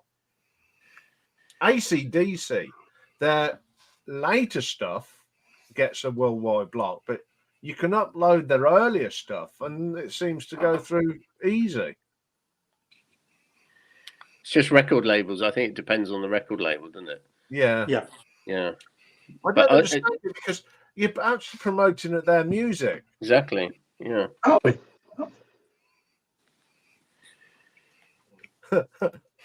Yes. Putin obviously sees you as a threat. Has anybody bought anything this week or two? No, I haven't. It's been King Crimson as well, Richard Warwick. Yeah, that's. Look what I got into. I finally grew a brain. And I bought 3 Smith records. Who recommended those? For the first time in my life. I mean, you know, I always liked them and appreciated them, but I never sat down and fully listened to them. Yeah. I got the debut, and I think that, let me tell you about them. Their drummer is very simplistic on the really early stuff, and by this record, he's really contributing and he's really adding something to the compositions. But on the first record, the rhythm section is just so simple. And I just found that was the one thing that stood out. You know how sometimes you start with a group and something kind of like sticks with you that's a negative? And that was my first negative takeaway. I love the music, don't get me wrong. I mean, but the drummer was like, wow, is he like learning from the did he just like start learning how to play the drums? Was that it? Okay, make me small, please. Make me small. Any comments, gentlemen, from the UK? Did I insult your whole country with those questions? Absolutely not. Totally insulted. Mike Joyce is a very good drummer. Yeah. It's like Ringo Starr. Ringo Starr was the best drummer for the Beatles. Mike Joyce was the best drummer for the Smiths. But with the Smiths, it's got to be Andy Rourke really makes the sound. Yeah, I agree with you there. The bass was absolutely magnificent. There's always thought like Johnny Marr. No, it's Andy Rourke that makes the Smiths to me. Especially on it's distinctive, isn't it? You hear that bass and you know, even if you don't know the song, that's the Smiths. It's got to be the Smiths. Marr is overrated, in my opinion. There are hand grenade into the Smiths community. So, as a newbie to the Smiths, I noticed something. They put out a lot of singles, right? I mean, they put out a lot of standalone singles that were never included on their records. That was an odd thing, right? Did any of the bands do that in the history of rock? Yep. Who? Yep. Who were some examples? Using the Banshees. The Jam. Lots of non-album singles. But, I mean, the thing seems to be that sort of UK versions of albums tend not to have the singles on, whereas US presses usually do. Yeah. The Clash as well were a band that had a lot of non-album singles. Yeah, Clash, yeah. I don't think American bands did that as a practice. No. Yeah. I think the Sweet did as well. They put a few. Yeah. It's a British thing. So when you buy the LP, you realise that singles aren't on it. So so it sort of adds to the disappointment. I'll tell you what really naffs me off is when they put a band puts the greatest hits on, and they put one new song on it. So you have to buy the greatest hits album, even though you may have a greatest hits album, just for one song. Well, normally that one new song would be the single off that greatest hits album to promote the album. So if you bought the single, you didn't need to buy the album. Yeah. Yeah. The other thing that the glam rock acts of the early 70s were basically all non-singles. For example, T-Rex, they had about 5 non-singles in a row. Slade had about 5 or 6 in a row. And the Sweet actually had more than that before their second album came out in 74. So everything from 72 and 73 from the Sweet was a single, not an album. And then whenever they did release the album, there was no singles off it, which was Sweet Family Adams. So it's more a 70s thing than anything, I think. And 60s, of course, with the Beatles and the Stones and the Kings. There's so much money in the 70s off the singles, you know? Yeah. That was a big market. Yeah, because 4 million sale, 4 million, 7-inch, of a single in the 70s. That'd be unthinkable in the 80s. Yeah, and all the kids were glued to Top of the Pops. Yeah. I know I was. Even whenever I was about 6 or 7 years old, I watched Top of the Pops. Yeah. Would you like to see some singles? Yeah, go for it. We all love singles, yes. All right, I tell you what, let's have a game. I've got a stack of singles here because the charity shop suddenly noticed they had boxes full. So these are all 25p, 4 for £1. Right. So I'll show you the single. You gotta say which VC member would really want it. Okay. and Richard, I've got something at the end here, special treat. You will die for this single, I'm sure. I think I'll die for all, Steve. Okay. Maybe not the first few. I've got the dross on the first few. Right. Okay. The best thighs of the 70s. So it's middle of the road and chirpy cheap feet. Me. Yeah. Okay. Just shout out if you want it. Renaissance, Northern Lights. Oh yes, definitely. Yeah. Okay. Cat Stevens before he was. I want that. I like that. I've got one of these already. Flying Lizard. Oh yes. Want that. Rob. Got to be clearer, right? You could run an auction. This was an original hit single as featured on the VW commercial. Oh yeah, you got. That's the 90s one. Yeah. Yeah. Who wants that? No. No, nobody wants that. Robert Palmer, looking for clues. Yeah. Yeah. Since he was pianist, he likes. Yeah. Roy Wood and Oh yes. Oh, Yes. Yes. the best Christmas song video ever. Okay, this is a Correct. bit interesting. This is from the film. Raindrops keep falling on my head.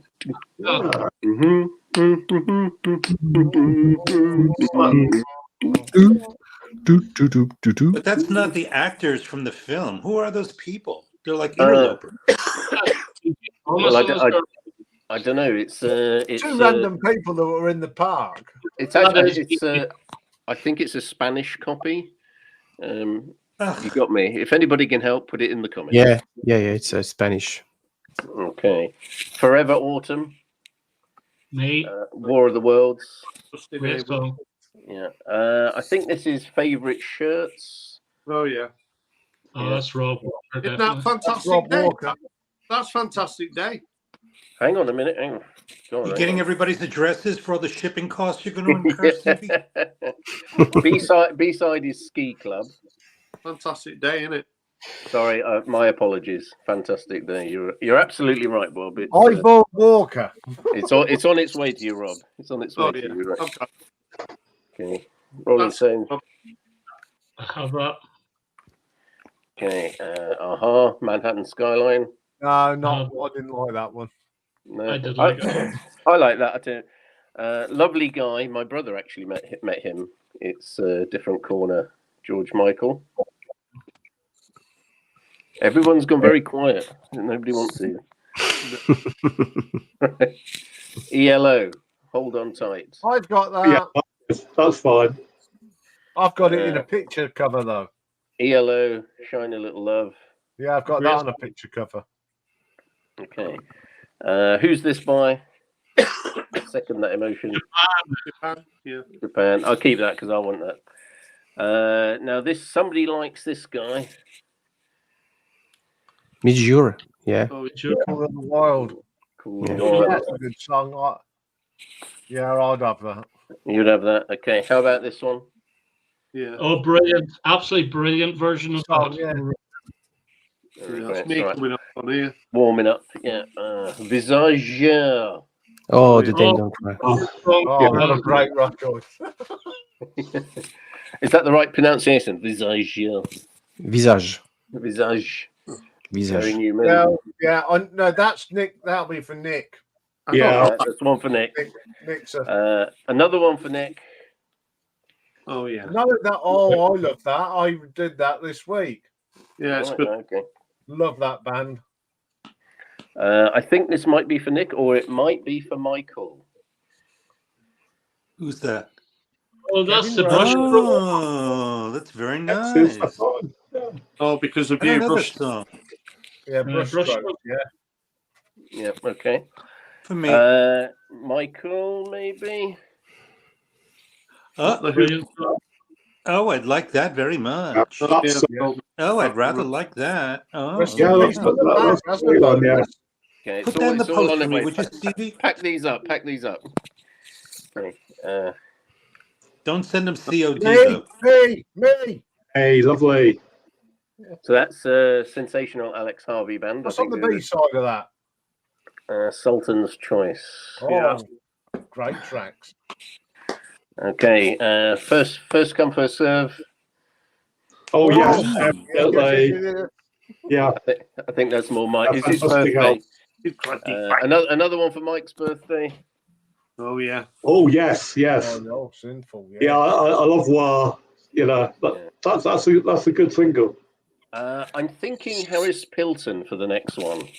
What do you think? Oh, Yeah, why not? Really?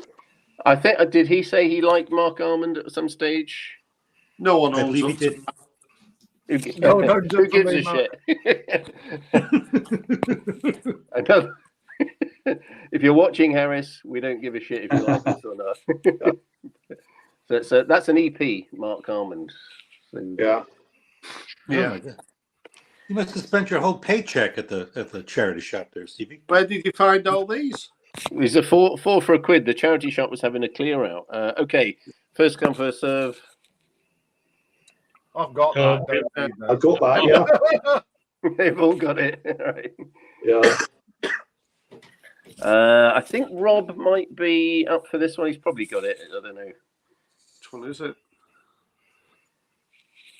Is that the B side? No, it's the A. The A side. I don't know that. They released that as a single. What's on the other side of that? Man in a Suitcase. Oh, What year is it, Stevie? that must be in Oh, a, Jesus. Like I've got 1981. I haven't got my glasses on. Sorry, I can't read it. All right, okay. that's a bit of a curio, that. 83. I never realised that was released as a single. 83, yeah. 83. That's random, that. Keep hold of that Okay. one. Yeah. The fashion for the fashion conscious. Oh, yeah, it's good, that. Oh, yeah. Zig Yeah, Zig brilliant. Spot. I always wanted hair like that. Yeah, the booklet. Another fashion conscious Yeah, yeah. 20th century boy, and very fashion conscious. Oh, No. Shiny. And Daisy. Now, there's a blast. Shiny, shiny. Yeah. Hazy Fantasy and shiny Tom. This one is for me. I've already got 2 copies of this, but I love this song. yeah. It's Top good. of the Town. Excellent song. Yeah. And Lovely single. Even Slow. I think I'll have this one as well. Everything But the Girl. All right. Come on I home. prefer Missing. That's an Yeah. early one. When's that from? Is Yeah, that 89? 86 that from Oh, right. 86. No, I haven't seen that. No, I don't know that. I've got a little Pet Shop Boys collection going, so I might as well have that. Jealousy. Okay, I might have this one. Oh, it's good, that. I like that. Greyhound. It's got Greyhound Girl on the background, Yeah. on the back. Favorite track. This one, 25p. Oh, that's a good one. Wow. Yeah, that's fantastic. That is Yeah. really good. Right. Okay, Richard McCook, are you holding on? Are you sitting down, Richard McCook? Yes. Right. Are you? Have you got any medical or health issues at the moment? that we need to know about? Are you relaxed? Do you have a support system around you for what I'm about to tell you? Do you have a phone nearby that you can contact an ambulance? All right, you ready? Ready. Richard McCook, are you ready? I am ready. Oh my God! How the hell did you get that? Well, it's for sale. Would you like it, Richard? I would love that. I'd love to pay the same price you paid for it, though, but I would pay more. Where's it from? It looks like German. I think it's Spanish again. Yeah, it's Spanish. Yeah. If you want it, I'll send it to you. And there's one last one. Now, do you know what song was in my video? My vinyl tag video? And this thing, I was just having a rummage, and I couldn't believe, because I've never ever seen this record. It's not very valuable, but I've just never seen it. And the fact that it was in my vinyl tag, nobody's answering it. Oh, yeah. Yeah. Yeah, on the picture sleeve, it's got her on it. Like I say, What a title. That's great. She used to serve me in Virgin. Oh my God, that's great. Well, can you believe that? I've never ever seen a copy of No, that. I put it in my vinyl tag, and what happens? First thing I see is like, fucking hell. Yeah, that is strange. You never ever see it, but everybody knows it, don't they? So is that worth something, Richard? I would hold on to it. Yes, it should be worth quite a few quid. So it should. I don't know if that's like a Spanishy importy sticker thingy. I think it's because it says Estera. I think it's Spanish. Yeah, that's Spanish. That sounds Spanish to me, Yeah. But no, hold on. You see the way it says ABBA and then it lists the names under it? Yeah. So an original, because it wouldn't list the names under. So it's got Anna, Benny, and Annafrid. Yeah. Okay. All right. Thank you very much. That's it. That's the singles. Oh, I bought a couple of LPs as well. Hang on. $7.99. Oh, I've got that. You know, that was my first T-Rex Greatest Hits LP that I got in 1980. Yeah. Yeah, And I've got I played that thing to death. Yeah, Is that okay that's for £8? great. Yeah, it's about right. That's That's good what price. Right. Maybe not as good. I don't know. $2.99. It's not a bad album. Some of it's decent.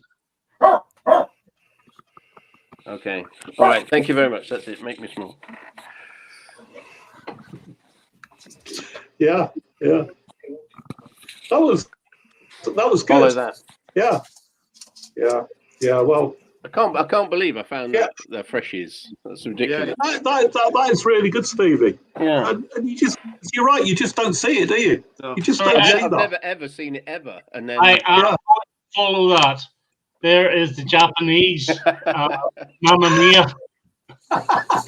wow. This is word for Oh, word. that is great. What are they thinking? Yeah. So Maybe we I can bought trade quite a the lot of stuff at the Japanese. weekend, but you'll have to watch the video I've just uploaded if you want to see it all. But I've got there's one or two that I'll show you now. One that Make him big. Matt Good record. showed Matt a few Shadows. weeks back, and this is Mott Hoople, and it's Mad Shadows. It's in really good nick, and pleased to get that. So back before the sort of 72, 73, they were much more of a sort of a rock band, and before they found fame with glam, really. And Stevie, if your blood pressure can I'm sitting down. I've got two of those. I've got two. Yeah. I know. I think you got the 12-inch, haven't you?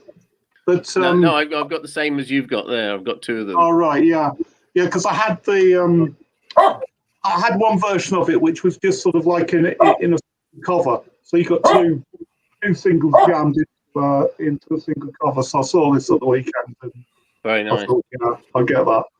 It's That's lovely. nice EP, isn't it? Yeah, very good. It is a good EP. As I did the creatures this week. Yes, I saw. I think you did just noticed about that, right. Ian. I've noticed I've included things in my videos, and then about a week later, you're doing like a review of the same artist. Yeah.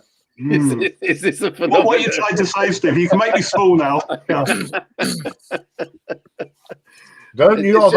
It's just like a coincidence, It is a We've already had that argument. Oh, I see. It just has. I put that in about a month ago, long before you're. Oh, I see. Okay, sorry. Yeah, but you can't get enough of the creatures, though, Stevie. They don't get enough. You can't. They don't get enough love.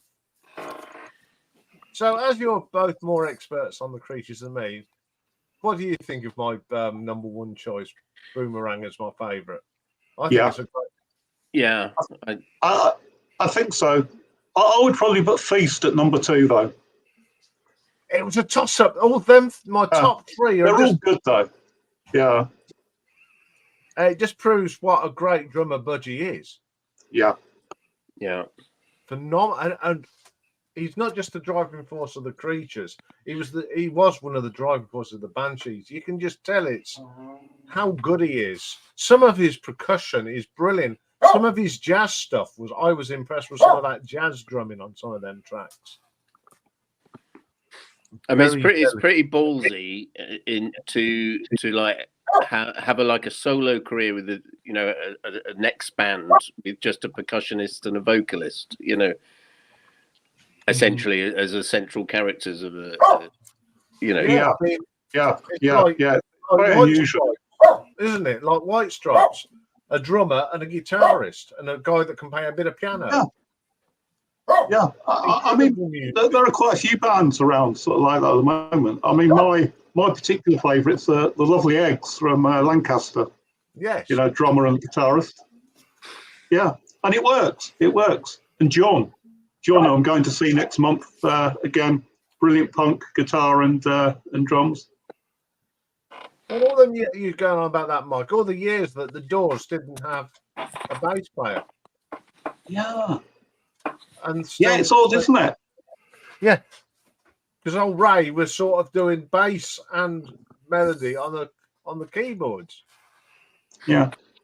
Well, I always thought the weird one was Cockney Rebel. Their first two albums, there's no guitar on it. It's all done by violin. Yeah. So Menagerie and Psychomoto, no guitarist, all violin. Yeah. Yeah. Get that guitar type sound. Hello. Hello. Who's that? I think that's Stevie. No. He's took his mic Nope. off. No, it's You're me. talking about Reminded me to turn off the poll in a minute. Susie and the Banshee. Susie the Banshee is a band I've really struggled with. You know, I've got the Once Upon a Time hits album, which I think is really good. I've got the Twice Upon a Time CD, which I think is it's all right. The Banshee's got some good songs. So I bought the debut album, and I played it about 3 times. I can't get into it at all. Swap it for an ABBA single. The debut album is very hard. Yeah, The debut album is very different than anything else that they did. I mean, Hong Kong Garden is probably... This is it, though, Richard. I mean, we're all different. Yeah. Juju is a Banshee's masterpiece, Charles says, and I agree with that. Absolutely. That would be the one I would try, because that's got Arabian Nights on it, hasn't it? And Spellbound. Well, that's right, yeah. So maybe it is.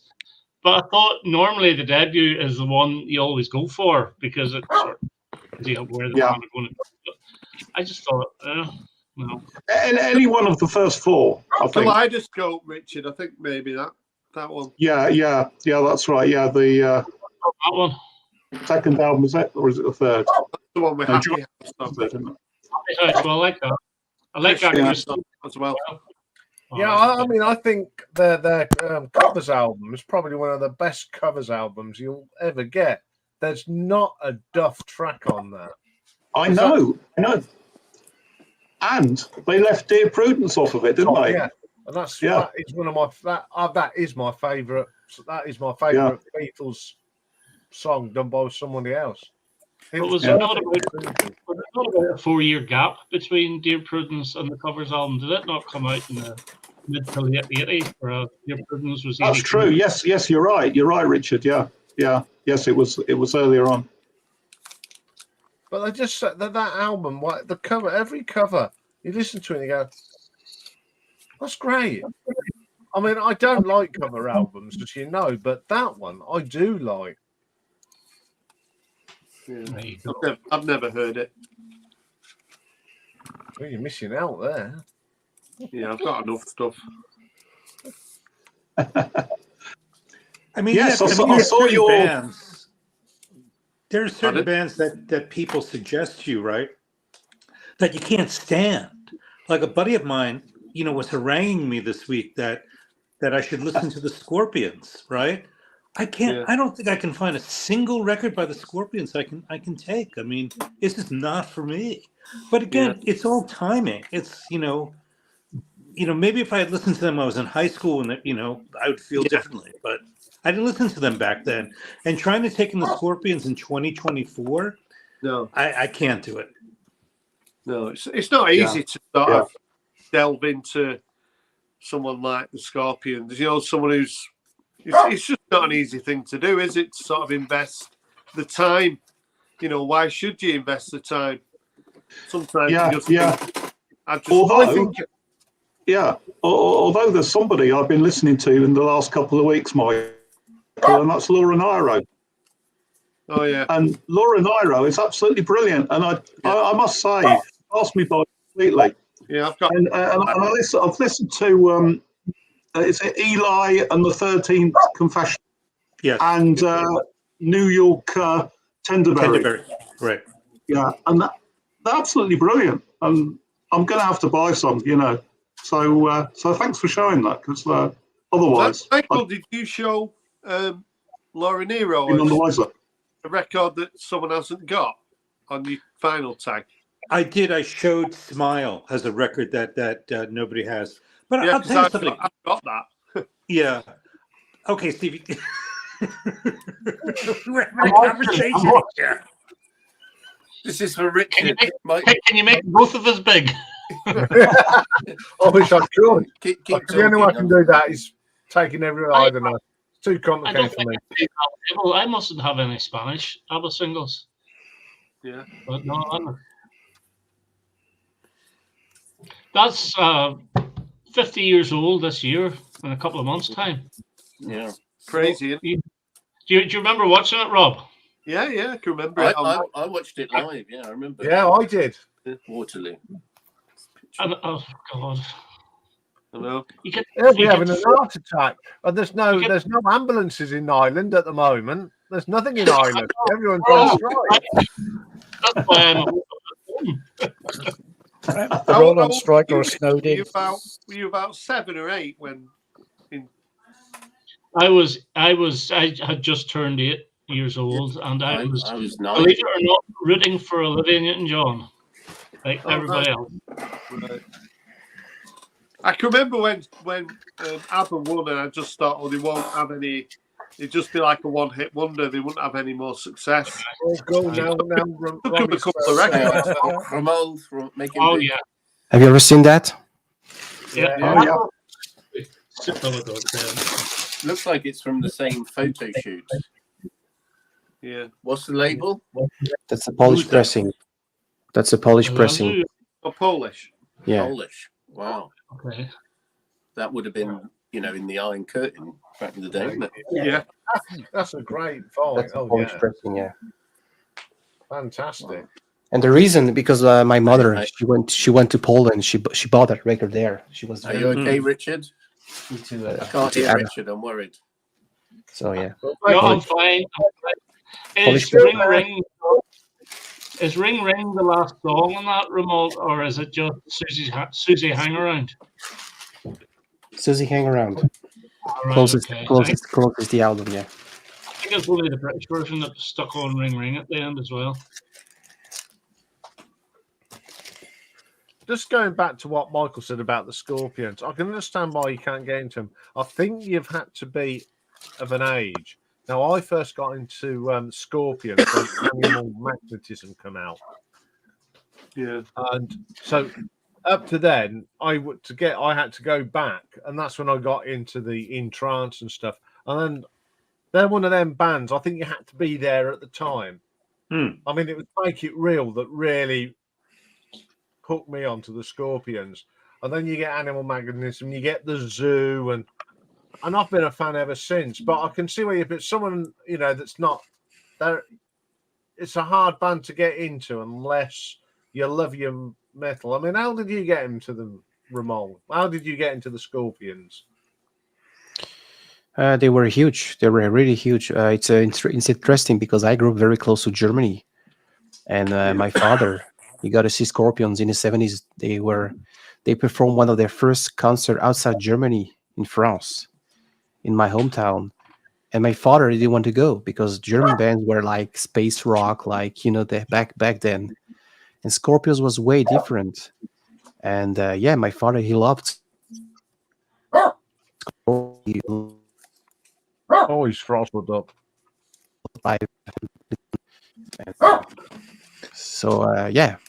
And then I had the Blackout on cassette, and this was really my favorite album. When you're 16 or 17 years old, you need that hard rock.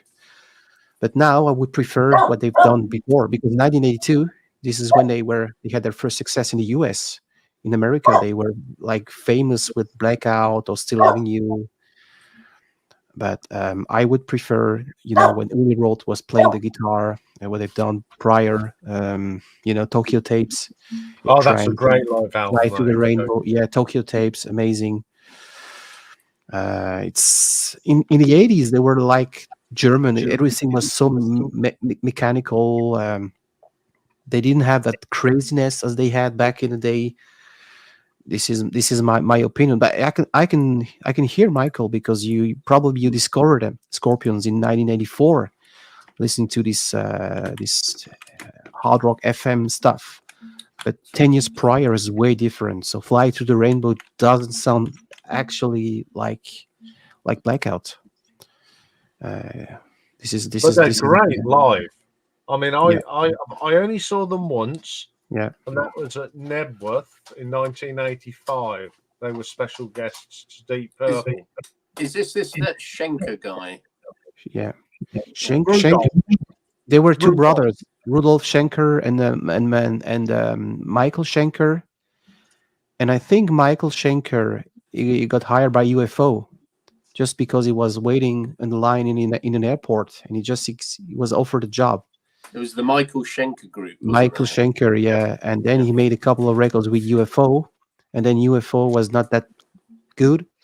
So he helped his brother on the Love Drive album. There is a wonderful instrumental named Coast to Coast. Yeah, that's brilliant. Which he plays on, yeah. But he never came back, Scorpions, because when Uli Roth left, they hired a young guy called Matthias Japs, or Matthias Japs. And so the lineup was pretty stable with Herman Rarebell. But the band wanted to take some direction. They just wanted to go to make big in America. This is what I understand. They were formed in 1965. It was a high school band in Hanover. So it took them, 1965, 1982, a long way to the top to make big in America. And their producer, they trusted, and he was told, "Hey, do you want to sell Coca-Cola to the Americans?" Is this the one where? Because I was looking the other day, controversial covers. Yes. I was researching Blind Faith, and was it Virgin Killer? Yeah, Virgin Killer. Bit of a dodgy cover. Yeah, the original cover, is a young lady. Yeah, they replaced that. I think in France, you can still find this controversy cover, but you have to pay the price. Yeah.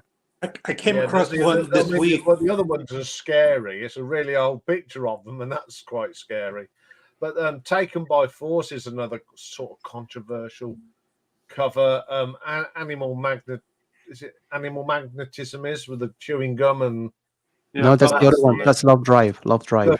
Sorry. And, and then one of their later albums is that I did their covers, ranked their covers, and there's some really dodgy ones in there. How they got away with it? Are you going to do a ranking of band album covers? There you go. Yeah. I like doing my Down Again. Dave and I, we do our stinkers. And we always, and no disrespect, we always go for the Bible Belt in America. Yeah. Because, some of the titles are just... Dave and I have such a giggle putting them together because they're... I mean, it's not double entendre; it's triple. You'll have to have Elliot guest for that ranking. Yeah, we're due to do another one, Dave. I think, aren't we? I think the one thing disturbs the English-speaking people about Scorpions. It's like myself. We have an accent. So when the singer of Scorpions, he does have a German accent. Isn't that what disturbs, or I'm wrong? No, I understood him on stage. Well, to be fair, I don't think we've had many German bands kind of make it, have we? To be fair, I don't know. Besides Kraftwerk, I mean, Kraftwerk is yeah, yeah, electronic. Got something about niche. Brian Bonnet. Blah, blah, blah, blah, blah, yeah, Brian Bonnet. Right. There you go. There you go. Yeah, just German bands. Well, there's Rammstein. Rammstein, yeah. Yeah, they're German. Who else? Tangerine Dream, Novalis. Yeah, Can. Good prog. But apart from that, what have the Romans done for us? Yeah, the Einstürzen und Neubauten was a series of inspiration for Martin Gore. If you listen to the first Martin Gore Counterfeit album, I think it's where he has this inspiration from. All these late 70s German krautrock, electronic music, Kraftwerk, yeah. Nina, 99 Luftwaffe. 99 Luftballons, 99 red balloons, including hairy armpits. and the Nina Hagen. Yeah, Nina Hagen. Yeah. Oh, dear, poor old Richard. I knew you were going to say that. That's the worst of it. I knew you would. Do you think we've been working on videos together too long? That's Anyway. more towards the end of your channel, Ian, isn't it? The top 10 hairy armpits rated. Harry Smith Easter. There's one for you. Yeah.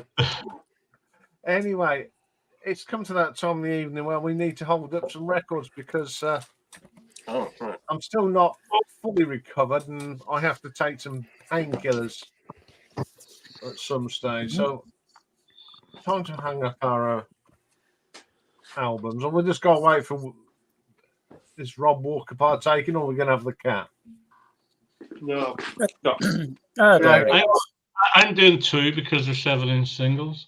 Yeah, that's fine. There we go. 3, 2, 1. There you go. Thank you very much. Anyway, once again, thank you very much for our wonderful panel. Stevie's Vinyl Cupboard. Richard. Hello, thank you. Rob Walker, Romold, Mike, Michael, and the producer, Mr. Mastermind Dave. Thank you very much for the people in the gallery, and we'll be all doing this all the same time next week. So, bye everyone. Thank you for. Thank you. Take care. Bye, guys. Thank you. Take care, everyone. Bye. Bye.